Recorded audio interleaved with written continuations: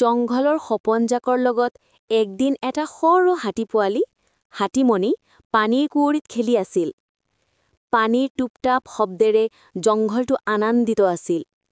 এই সময়তে ওচৰৰ বনফুলৰ মাজেৰে এটা সৰু হৰিণী পোৱালি, হৰিণী ধৰি লাজুক-লাজুকভাৱে ওলাই আহিল।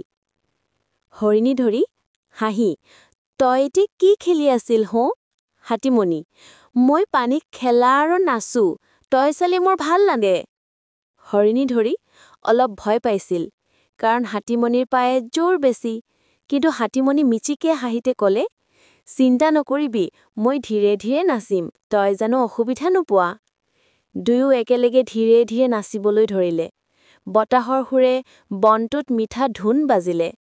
ঠিক তেতিয়া হৰিণীধৰীৰ পা এটা কেইটিল গাঁঠত খচল আৰু সি পীড়া পাই "আহ" বুলি ক'লে। হাতীমণি ভয় পেলাৰ আগতেই ওলাই গৈ তাক সাৱধানে উঠালে। "মই আছো, ভয় নকৰিবি।" হাতীমণিৰ কোমল কথা। হাতীমণিয়ে হৰিণীধৰীৰ পা ধুই দিলে, শুকাই দিলে আৰু ঘাটো সাৱধানে লৈ গ'ল। সেইদিনৰ পিছত দুয়ো জংঘলৰ আটাইতকৈ মিঠা বন্ধু হ'ল।